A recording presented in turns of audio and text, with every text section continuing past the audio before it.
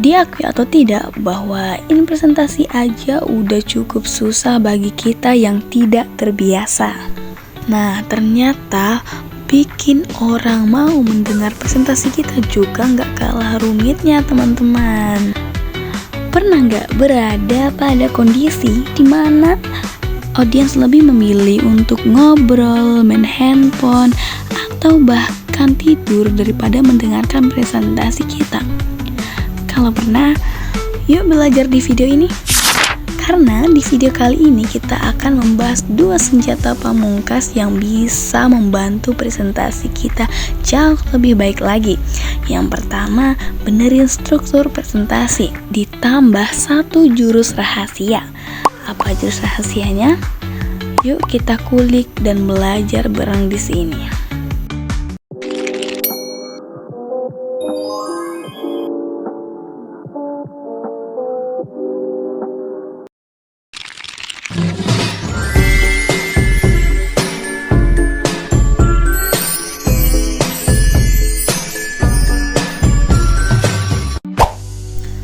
Halo teman-teman, kembali bersama Lilis dan kita bakal kupas tuntas cara bikin presentasi yang menarik.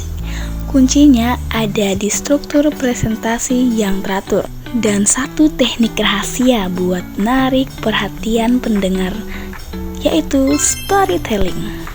Tapi sebelum kita belajar cara pakai teknik storytelling, yuk kita mulai dulu dari bikin struktur presentasinya, supaya kita tahu nih gimana cara disiplin tekniknya. Oke, kita langsung aja. Ini dia urutan struktur yang bisa teman-teman pakai buat presentasi jadi lebih menarik.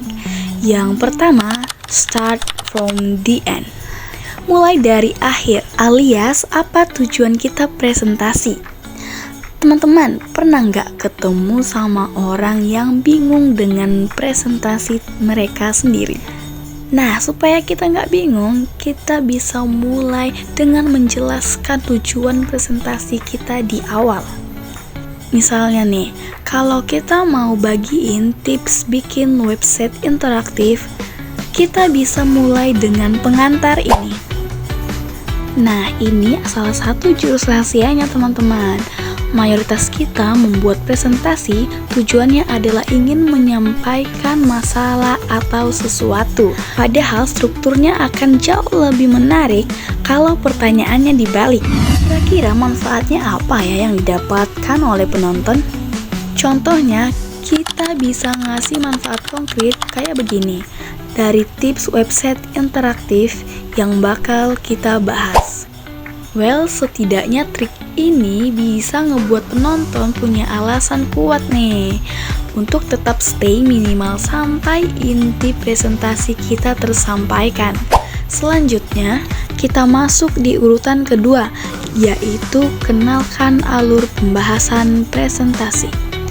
Kira-kira dalam 10 menit ke depan nih, apa aja subtopik yang akan kita bahas? Semisal nih, kita mau bagiin 3 poin utama, yaitu alat yang digunakan untuk bikin website interaktif, tips dan triknya, dan di akhir beberapa sumber referensi buat inspirasi teman-teman.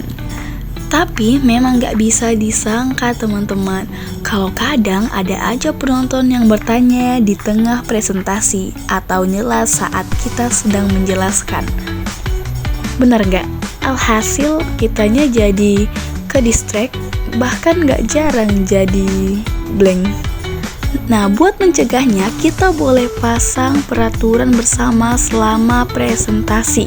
Misalnya kita memberikan kesempatan penonton untuk bertanya di tengah presentasi, asalkan mereka udah angkat tangan, atau mereka boleh kasih pendapat di akhir presentasi.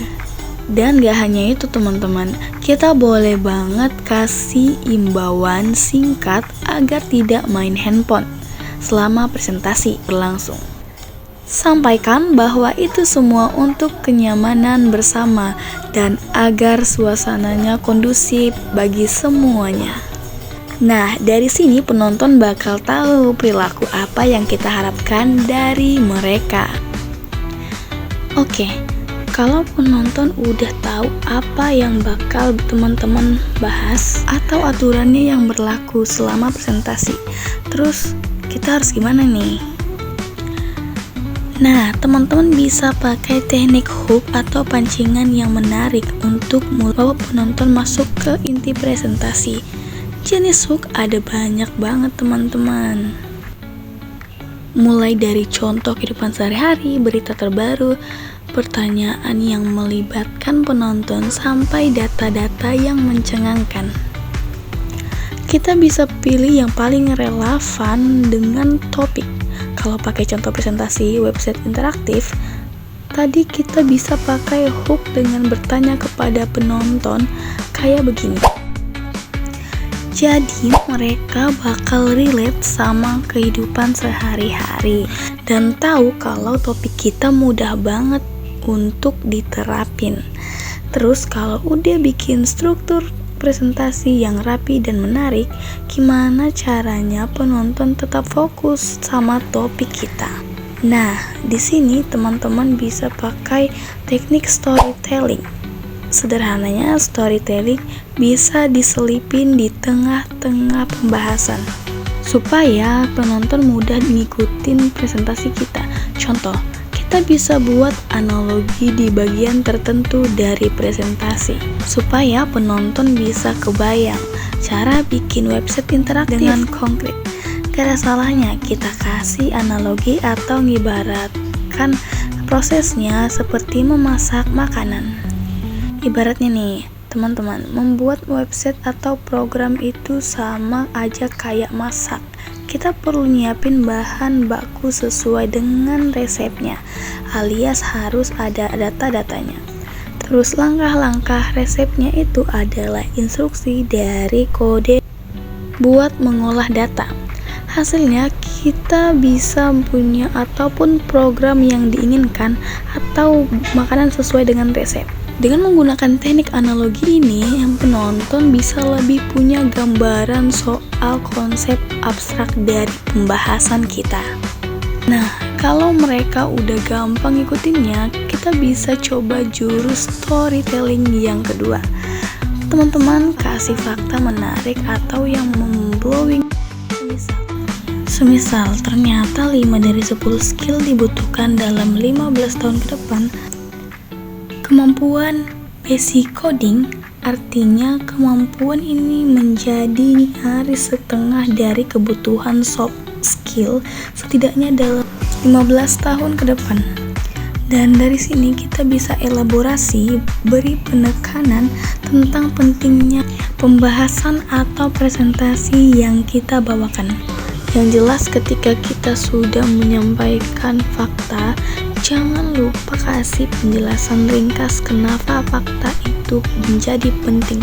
Tujuannya supaya penonton tahu relevansi data tersebut dengan pembahasan presentasi kita.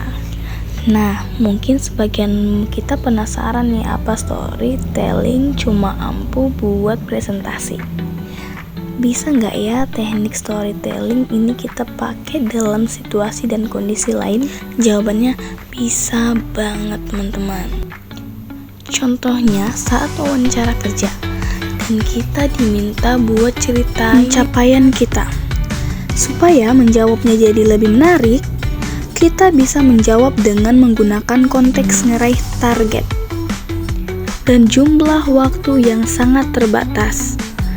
Terus lanjut nih, jelasin siapa aja yang terlibat, apa aja keterbatasan, tantangannya, serta gimana cara kita bisa sukses mencapai target itu dengan menggunakan metode analogi plus fakta menarik, menggunakan kata kunci ternyata.